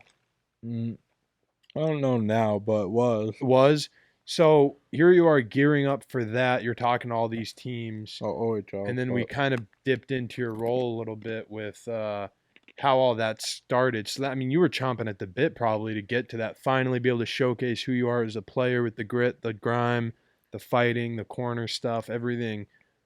But then to have to now go back to Omaha to where you're in a league that you can't fight at all, to where, I mean, because I remember you were doing a lot of training too. Like I remember you'd started to do boxing a little bit, and you'd kind of started to get your hands going, and that's got to be hard because so much of your game plan was geared towards that, and then now you've got to shift and change and go, oh shit, now I got to play like this and hopefully get noticed. Well, when fighting is a part of the game, like when you have to deal with that as a part as an element, Right. then like it completely changes the mindset, especially for me when I thought that that was what I was going to need to be doing. Right. Um but really like it was it just didn't seem like as serious, you know, like the consequences for stuff seemed like not as high because you know, if you fight in U18s, you're up shit creek and fucking penalties and suspensions and what Right. USA Hockey comes down on you. It's just it's Yeah, stupid. you just are. You So can't do anything. but like not that I wasn't trying to be a goon, you know, or anything like that. But I was living on one of the end of the spectrum in the summertime when we had these training camps and junior camps and stuff like that. I was good at fighting and I was good at playing that style of game. But then Right. to go back and play like the college style where there's you know more it's more fast paced and more about um you know everybody being in Right. that world. It's just it's a different vibe. And I just had a different feeling out there, I guess. Well, yeah, and that's kind of like, well, and that's, I want to, I'm trying to do my best to say enforcer and grinder because you weren't a goon because you had a lot of other layers to your game. But I But wasn't that's my really even an point, though. enforcer. I never played. No, but you had that capability. Yeah, I mean I could fight, but But that's my point, though. So now you're in a league that you can't. That's got to be pretty hard because not that you were a goon or you were seeking to fight, but that's a nice, that seems like if I were a scout for a team in a league that you can fight, that'd be a nice little side to have and a nice little attribute. Like, dude, this guy's got hands, he's got this, he's got that, and he can beat ass. well, That's a good ticket. But if you can't see that person beat ass, you don't know until, like, you've got to be really good in all those other areas. yeah, but I mean, I still get invited. I would still get invited to camps and stuff during the summertime, where then I would go and Yeah, fight. So sure. like that year, I racked up some invitations for junior camps going Yeah, I was gonna into ask how that that next season summer. went, and Yeah, I mean the season was fine. I played pretty well, and then you know, but like that season was tough for me because it was the first full season of being gone, like you had said, mhm. and I had done a little bit of partying when I was in Sarnia. Just I was only there for a short time, so I didn't get much in. But I was there for the rookie party. You get to feel that like excitement of that life, Yeah, and yeah, and I was, you well, know, you I already was. said that you were excited to feel that elite athlete level. So you're like, well, I'm here. But like I was feeling it going into even Colorado. Like Mm, we you know partied and stuff that summer going into Colorado with some of those guys in Denver, and too that was young fun. to be partying. I was too young to be partying, but It's it not was good. what we were doing. Anyways, um, Omaha though the partying kicked up a lot. I mean, we had parties every weekend that we weren't traveling, Yeah, you traveling. know, like Jeez. having games. We would have a party. One of the billet houses had this lake house, Oh shit. and then they had a wakeboard boat. So for part of like the first part of the season, all the parties were like day parties, and Damn, we that just sounds go out on the fun. lake. Yeah, I got there kind of late because I was in Sarnia, and so I didn't get to partake in as much of the lake stuff. But then in the wintertime, it froze over, and we'd be playing pond hockey and having a party going on. Damn. So we'd have like four locos and shit, dude. It was so much fun playing pond. Gosh. I mean that it sounded like it was fun. I remember even that too. It was A fun lot of watching you guys. bitchas, a lot of bitchas A lot around. of pachas. Yeah, dude. The girl, and what was cool about it was that like we had um there was like four or five high schools that pretty much the whole team went to. So Mm. our school had a bunch of guys from our team because that our school is like the school that all the kids not from Omaha went to.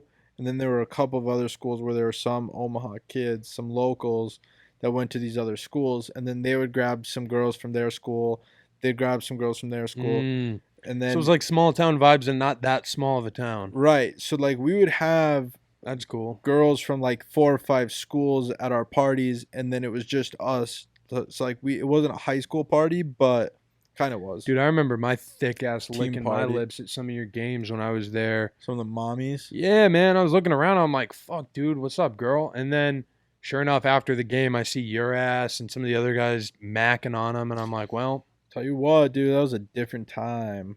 yeah, you guys were talking. Different time. You reeked of, you smelled like a hockey No, bag and dude, were I able to showered. talk. Stop. I was showering. Oh, yeah, because you would have been Stop. 18.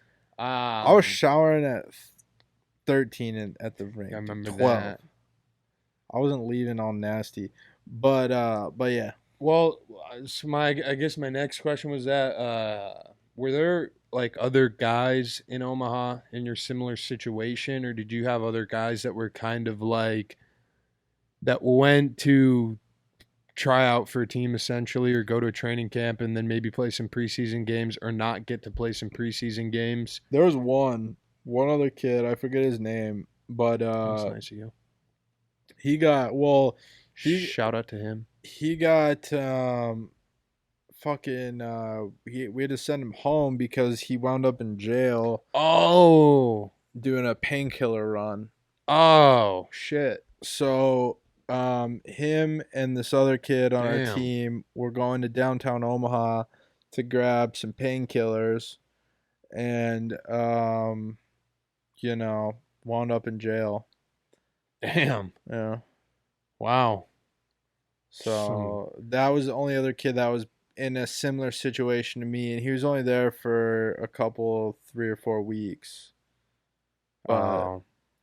yeah, the Dark weird place for him. I will say this though about my time in Omaha. The weirdest thing was that like because I'd gotten there late, I was in Sarnia, and when I was in Sarnia, like the one thing there were 2 things that were fairly important for me to get done very early on, because that was when I knew like I would have been cemented there.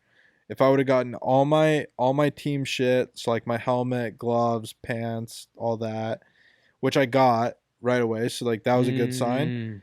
And then the second thing was enrolling into school in Sarnia. If I did both those things, then I knew like I was probably there for good. So I just got the gear, and I had to give it back when I left. But Damn, that sucks. yeah, but anyways, the school thing always bothered me. Like every day I would text our the assistant GM and be like, "Hey, should I go sign up for school today?" It was like Peter Parker, dude, with Tony Stark. But yeah, it was nuts. Damn, dude. Well, Anyways, the crazy part of that was that I had come midway through like the first semester, and so I'd missed the whole first quarter of school my senior year. And I get to Omaha, and they're like, "Well, okay, well, where are you transferring from?" And I'm like, "Well, I don't really know, because like the last time I went to school, I was a junior in Denver, but then I was in Canada for a bit and not going to school at all. And now I'm here, and we're midway through a semester, yeah. and I haven't been in school. What are we gonna do?" What are we gonna do about it? And luckily, I don't know if they let it slide or if I still had some credit, some over credit from Notre Dame. Yeah, they probably just stored I you don't up. know. Yeah, I don't know if they just stocked me up for my whole high school career. They're like, this kid's gonna have some problems in a few years. Let's just stack him up with a couple. dude, I don't know if that was the big man upstairs looking out for me, but I know, Ben. they let me slide, and then so I funny, didn't even man. go to school like part of my senior year. Damn. So after Omaha, though, who were you talking to at this point? What were your plans? The plan was go in there, hit him with some good shit. No.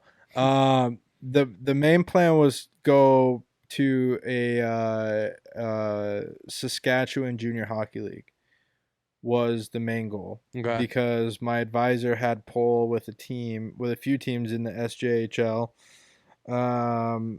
and I was talking to a few. I was talking to Humboldt.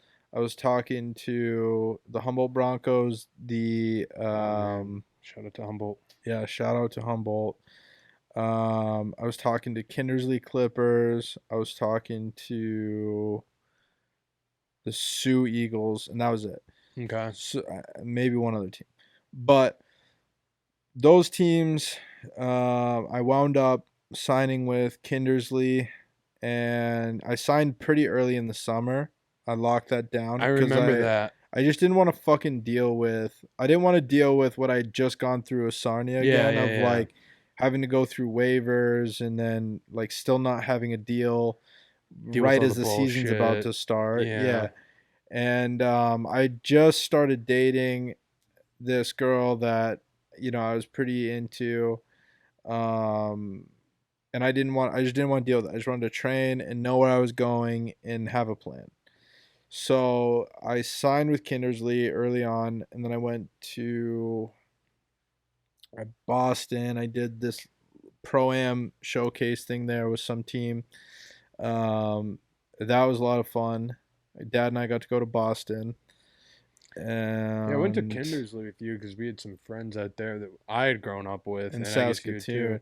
Yeah, so We got to hang out there. so then it got time for that season to start, and I remember doing this interview. I was riding around in the car with my girlfriend at the time, and the newspaper from Kindersley called me to do an interview. Really? Yeah. I was like, all right, dude, this is dope. This didn't happen with Sarnia, so like I'm off to a way better start. And it was in front of my girl at the time too, so it was cool. Yeah, type move. Yeah, it was a tight move. So, anyways, we get up there, and it's a town, a very small town, and it's Very small. 1,000 miles straight north of Denver. So, right in the middle of Saskatchewan, is a town called Kindersley. It's an oil town, and there's like 5,500 people there total. But it was a very nice town, very nice people. I didn't ever have to fill up gas while I was there. I wasn't there for that long, but I didn't have to fill up gas for the entire preseason. Damn. And I was driving I had the big black Escalade at that I time. remember that fucking thing. So no, I didn't have to fill up once.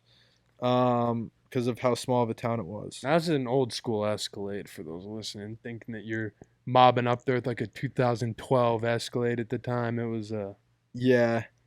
But yeah, so Kindersley, I had signed with them. We're getting ready to go for preseason. I was there for the little kids camp that they do, the summer kids camp, to get like the buzz going for the team and let everyone know the season's come back around. So that was good.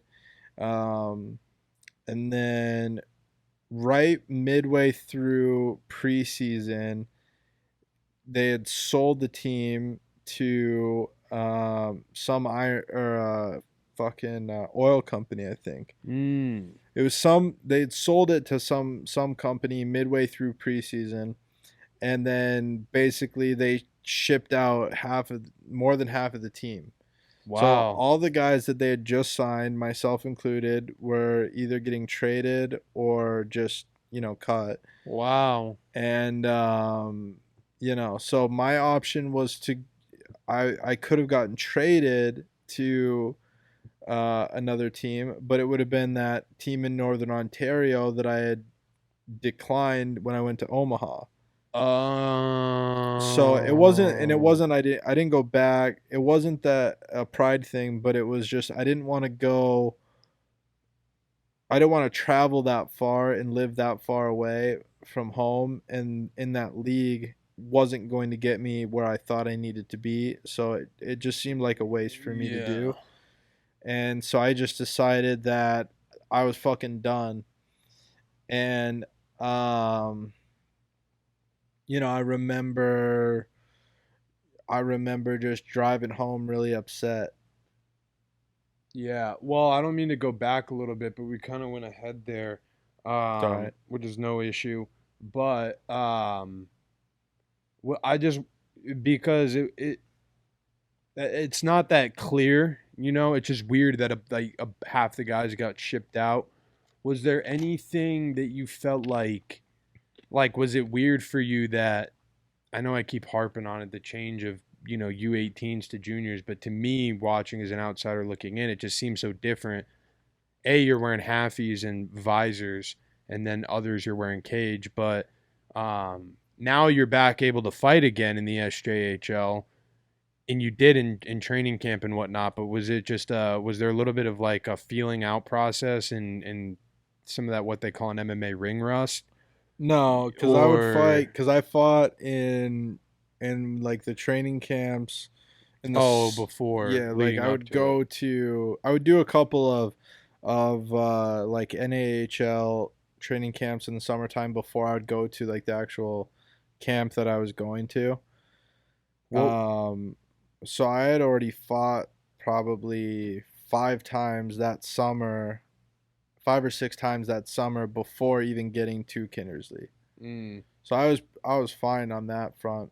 But and also too, I didn't really need to be like the main fighter there by any means because we had Other other guys. guys that were beasts. I honestly just wanted to go and score goals because mm, in that league because I needed to do that in order to get back to Sure. where I was. that makes sense. Fighting wouldn't have done me a whole lot of good in that league. It probably would have got me more like it would have cemented It me. would have hurt you than Yeah, helped. it would have Okay.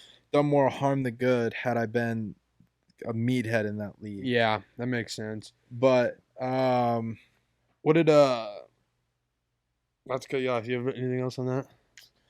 I'm trying to think. No. What was off season like at that point? Because now you're Going into that season? going into that season, because I remember one year, because I had started getting into weightlifting a lot and more Oh, the bodybuilding yeah. style training. So I can't remember if this was leading into that year. Well, I so remember you had what, the girl at the time, so I'm trying to pin together. I couldn't remember what summer, if it was the year after. So what had happened was I was tight with our strength and conditioning coach with the Thunderbirds, Zog, Mm, and I trained with him every summer going into the Thunderbird year and then going into the Sarnia year.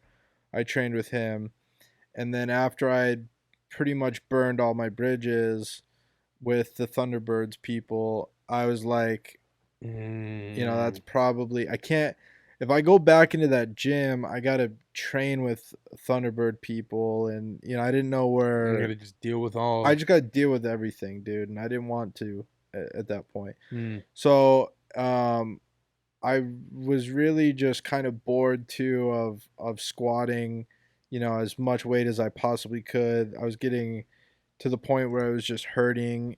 I was just doing too much weight, than what I needed to be doing.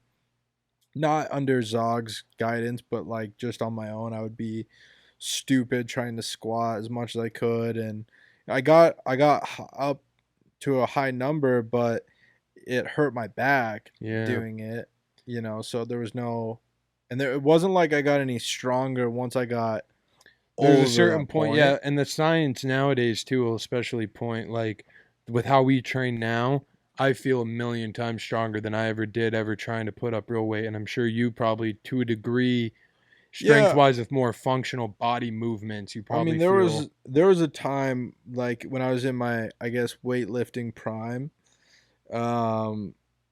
that I was doing like 565 pounds was the most I ever Shit. squatted. damn. But like it wouldn't have done any more benefit for me than 405 would have, Right. or Except for something just like harming that. your joints. It fucking up my joints, yeah, and Your me back getting and- to say 565, but like, it just that It's was just that old those little things that were bro science. starting to become much more of an impact in my training because I wasn't under Zog's guidance, but I remembered like what I would do, and then I would try to do that. But then, you were getting into weightlifting and you were doing a lot of just bodybuilding workouts that you found online. Yeah, I was doing bodybuilding online and MMA. And so then Weird combo. so then like I just started to kind of join in on those, and I just really loved doing them because it was different than what I'd been doing for the last Yeah. 10 years with my hockey training. So stupidly, just not even thinking, it was that was what I did basically going into that Kindersley year. Yeah. And it didn't pay off very well. Do you think? Well, my next question would be: do you think that had like, how much of an impact percentage wise do you think that made on the result of Not a Kindersley? lot. I mean, not a lot. I think when you peeled the onion back to the core, I just didn't want to be there. It was Yeah, and that was gonna be my next question after that. Like, because was there the has to main be a thing. change in the passion and the fire Well, there was if you're after wanting to change your training. there was after Sarnia. I mean, I was after the Sarnia thing, it fucking killed me, dude. Cause, I it took a lot out of me. And then when I went to Omaha, I was drinking so much and partying so much and just abusing abusing myself. And then like it got more and more stressful, and I just kept seeing this window closing. And for me, my goal was to be in the NHL. It wasn't, to just play hockey to play hockey. I Yeah. loved it, but I wanted to be in the NHL. And if Yeah, I I mean, didn't, you said it from the day that you started. if I didn't make it to the NHL, I wasn't going to play because it, was going to be taking time away from other things I could be doing. And that it kind of got to that point when I was in Kindersley. I was living in a billet house with 5 other guys. That's a lot. In a, like not a giant house as it was. I was in a den that was like above the main area, Right. and I couldn't even use the bathroom on the main floor. Like I had to go into the basement bathroom where the rest of the guys were from my team. And then they fucking moved another guy into that house. It wasn't my billet's fault at all, but the team kept moving people into this house because my billets were such good billets. And then I had another guy up in this den with me. So we don't have walls, we don't have a door, nothing. Forget going number 3. You got to walk down 2 flights of stairs Fuck to go 1 or that, 2. dude. I'm 18. I missed my girlfriend at the time. She had been struggling in her college situation. She was in South Dakota. And I wanted to be out. She wanted to be out. We were both miserable. And then the team got sold. I had the option to go to Northern Ontario. A bunch of guys just went and scattered all over, and then there were a bunch of trades. And then that ended up being that, and I was done. You're just done. Well, and I remember, so at this point, we're still living in Denver. And then I remember that January of 2014 is when we decided that we're all moving back here. You were still there. You were in your relationship. And then I remember that March, your relationship came to an end. Not to put too much into this, but you would also, when we moved back here, that summer, you were gearing up. You were like, you know what? I'm not fully ready to be done. I'm going to make one last jaunt to do that. How much of that had to do with just being out of that relationship and all you knowing was hockey? Because you're like, all right, now at least I've got this girlfriend, right? After hockey. Yeah. You're like, I've got this girlfriend. You lose a girlfriend. Now you're back to Arizona. You don't know where you stand with fucking a single soul here. You're probably scared as shit coming back here. And then you're like, well, fuck, all I know is hockey. Was it that you truly wanted to go back and make another attempt, or was it more of just kind of like, that's just what you knew? I don't know.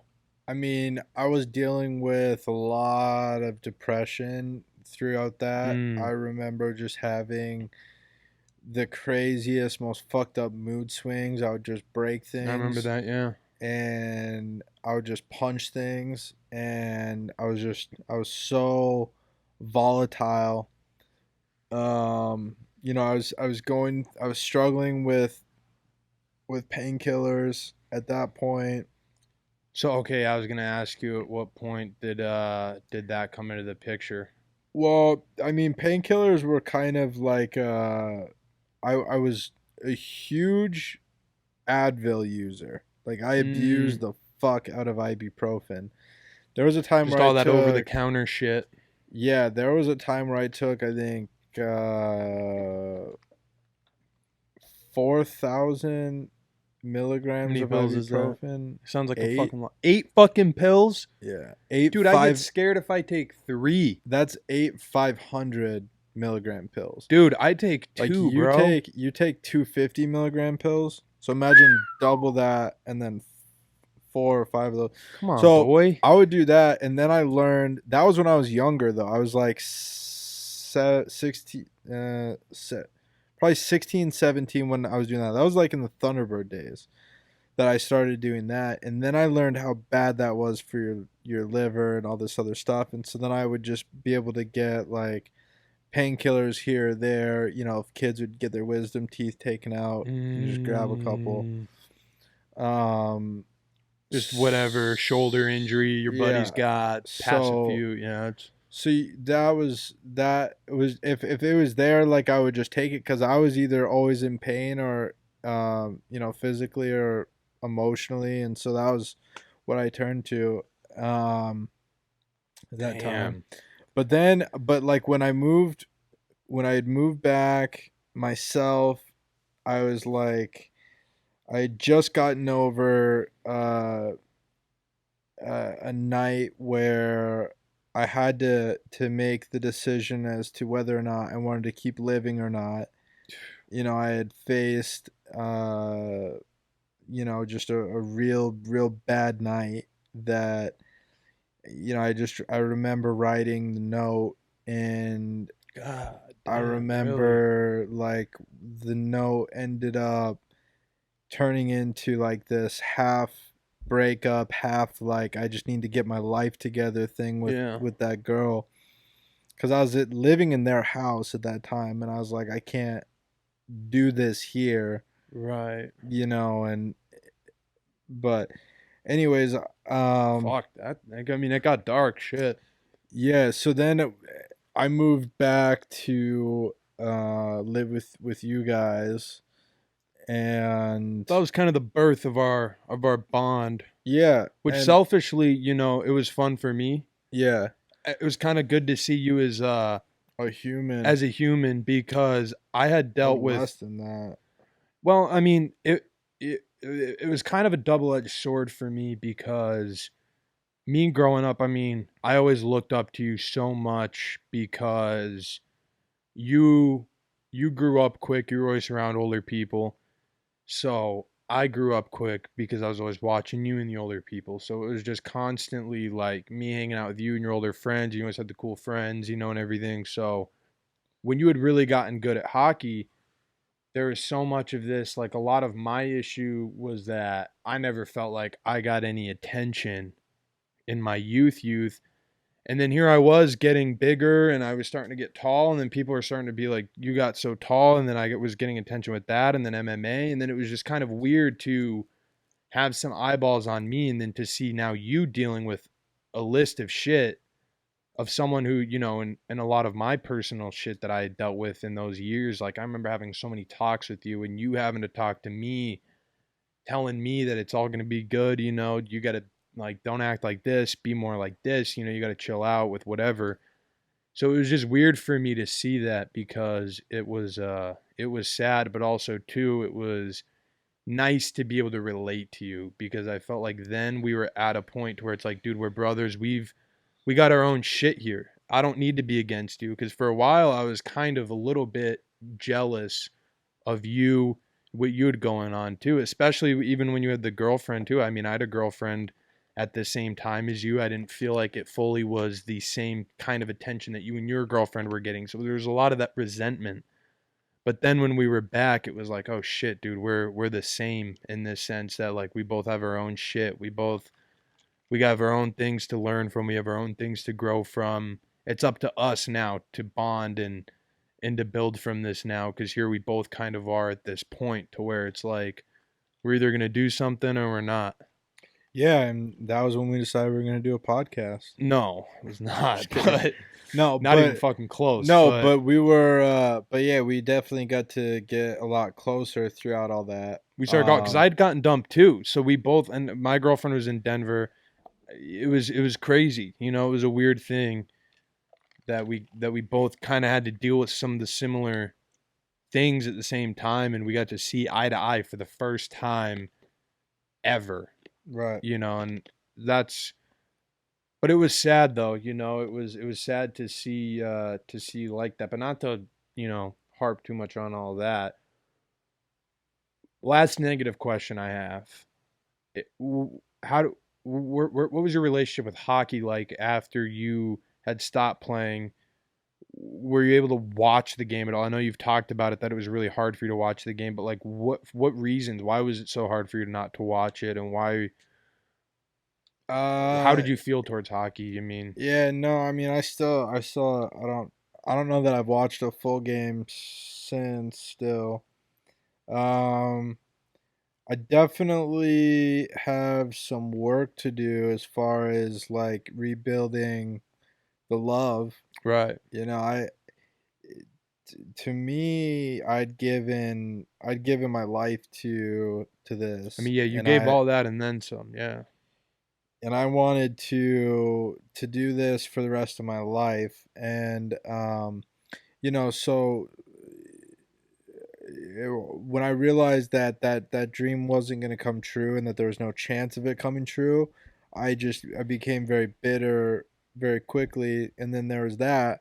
But then, when I was done, I tried to be happy for like my friends or people I knew that were in the NHL. yeah. And I remember being in Denver, and I was living with Kendall and her family, and I remember watching an Avalanche game, and Nathan McKinnon, who was the same birth year as me and a kid that I played against pretty much my whole career at different points, and he had gone first overall my draft year in the NHL, Yeah. and then had he's gone on and had such a good career, and it took me Yeah, still doing well. it took me so long to get to the point of like being able to enjoy and be happy for everybody that's there.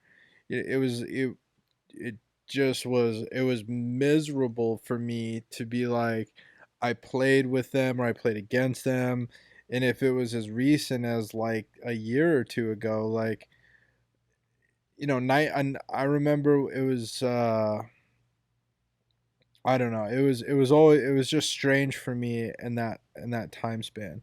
So it was very difficult. And then I'd like to get to the point to where I could be more involved, but I think like a lot of it has to do with how I feel just in the community. Right. Like I just don't feel as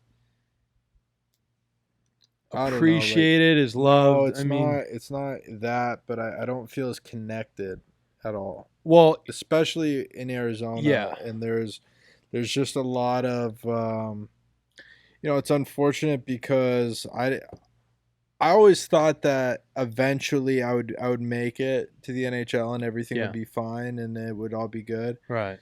And I could hook everybody up and everything would be good, but that didn't happen, and I was dealing with other shit. So like when I moved back, the first thing on my list wasn't to Mend all these maybe broken relationships, maybe not broken, maybe And- it's all fine. And I was dealing with like don't kill yourself. Yeah. And so that was what I was dealing with. And then Yeah, it's a tough game. yeah, dude, I was upset with the sport. Well, I mean, It's hard too because you don't know where you're at with the community and stuff. And I feel that all the time too, especially like when you move back because you don't know, you know what it's kind of like is it's not necessarily a bridge that you burned, but it's a bridge that you haven't had any maintenance on for a few years. So you don't know if the bridge broke in half, if it's got a crack in the middle that can't be crossed. You don't know if the bridge is working fine. You don't know if there was a fire that burned the bridge. You really don't know because you haven't checked on that bridge in so long. So now when you go back to it, you're like kind of scared to go see and even make that initiative with people. Like I remember there's like two people I contacted when we moved back here that were hockey friends, and I was like, yeah, I'm gonna grab, maybe something to eat with them or say what up and hang out. And I never ended up doing it, and it never ended up happening. And then I remember looking at it now, and I'm going like, dude, I have not talked to a single one of these people in forever, and I have no idea where those relationships are. Yeah, it's something you got to keep up on. It's tough. Moving on to the next question. So you still did stay involved though somewhat. You ended up working with the Coyotes.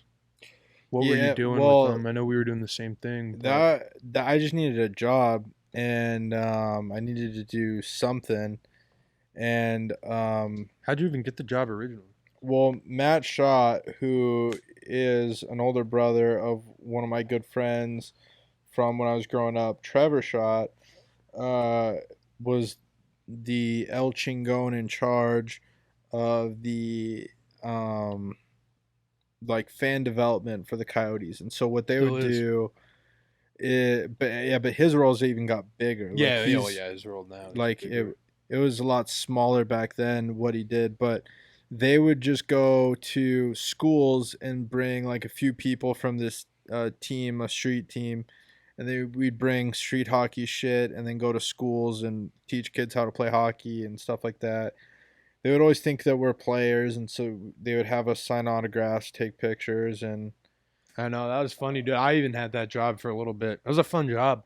yeah, it was a fun job. Made you feel cool for sure.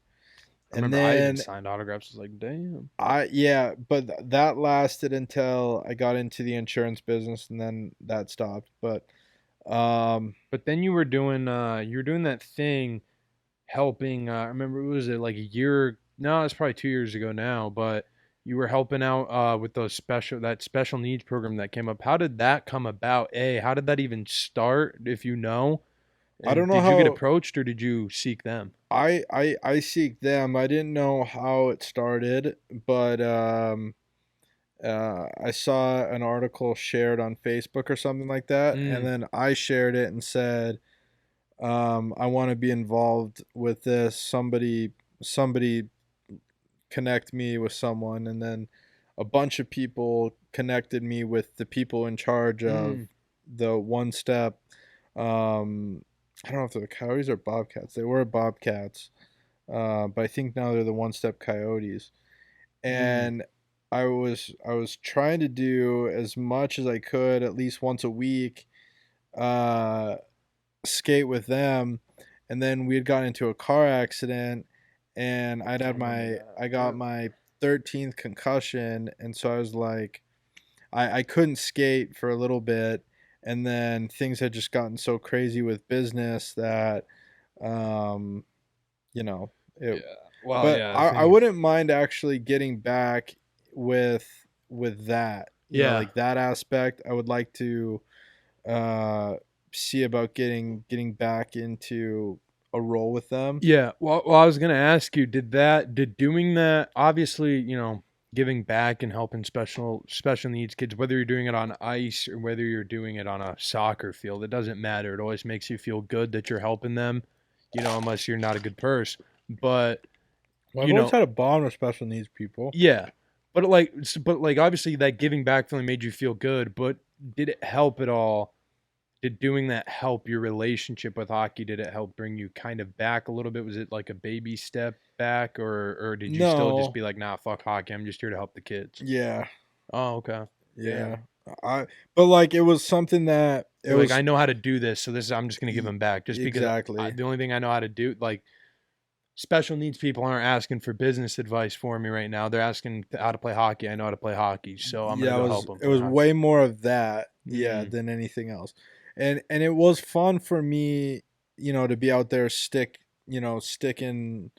Yeah. stick handling, dangling around and, doing some fun shit, but But it like didn't help. Like, but it definitely didn't help my love or me wanting to be involved. in hockey again. Yeah. Yeah.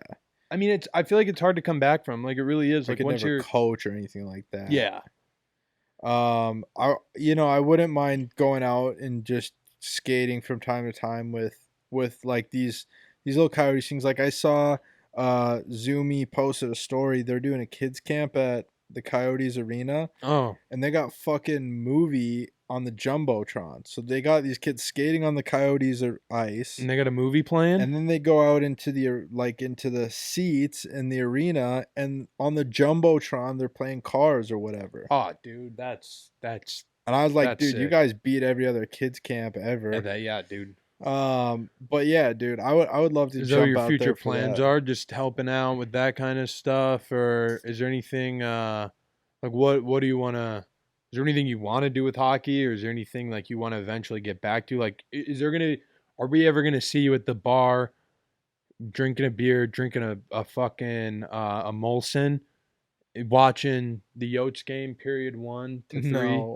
No, I don't think so. But my future plans in hockey, dude, I think I would like to do some stuff, like I said, with the Coyotes here and there if they would have me. Yeah, And then I'm sure they would, and- because Zoomy and Matt are great dudes. That'd probably take you. Uh-huh. And then also too the special needs team, I would love if they would have me too to be able to jump out there with them from time to time. And then maybe one day, dude, I would like to buy a team. That would be cool. Maybe one day we could buy a team. What Boys and Entertainment takes we- on an NHL team. yeah, maybe we could buy the Coyotes one day. That'd be cool. And just be real Dope owners. Yeah, be real dope owners, that we're Not like real a mean one, but like a nice one. real for the boys type owners, real guy owner. And For the team. yeah, we'll like have what the Mark dopest Cuban plane. is for the Mavericks. Yeah, but But better. doper. Yeah, but doper. but wait, I mean, we're gonna have the Less dopest Shark Tank. plane in the league. Yeah, less suit. Less CNBC, more MTV. Yeah, picture that. Pictures rolling, dude. Anyways, yeah, that's my future plan with hockey, dude. I working my way up to the point of wanting to do that Yeah. because Well, I that's- really don't even want. It's tough. I mean, I feel that. I mean, I even feel it with hockey, and I had a fucking quarter of what you did. I My played up computer is about to die. until So we gotta start wrapping this up. Charger. Well, yeah, I mean, I don't have anything. Do you have anything else? I mean, did you have fun? Did you have the number one rule? Is it fun? Do you have anything else you want to add? I'm sure there's a lot of stuff that I forgot or left out, and I'm sure that there are some fucking. I feel that too with mine. I feel like I'm sure there are some good stories and stuff that I'm leaving off, but like Maybe we'll start a weekly story time segment. I am really appreciative of the people that were supportive of me throughout my career. Yeah, you're welcome.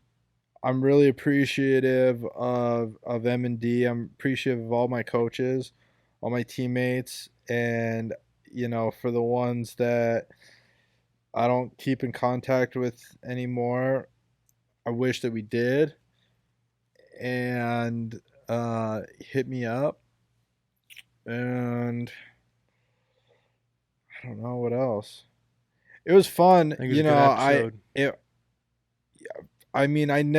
it was a crazy thing for me. I never even played one fucking game of junior hockey.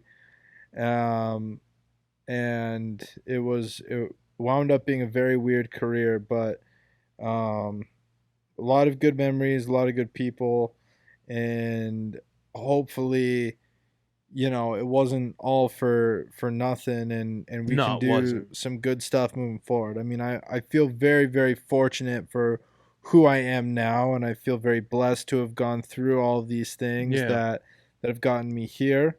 And Maybe seasons down the line we'll have an awkward hockey, who knows? Who Interview your knows? boys.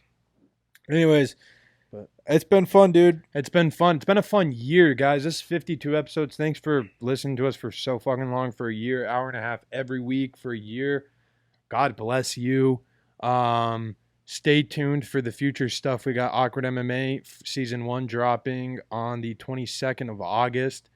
Keep your eyes perked up for that. That's going to be 10 episodes. And then stay tuned for the rest of the announcements for other seasons of our shit, Stay excited. Send us ideas for things that you might want us to do. We're going to keep growing the zoo, babies. Yep. Peace. All right. Love y'all. For those of you guys just tuning in, I'm Jay, I'm Z. and we are obviously Jay-Z. Cheer. Have a good week. Ho. This feeling right now, man, I swear it feel. Perfect. Yeah.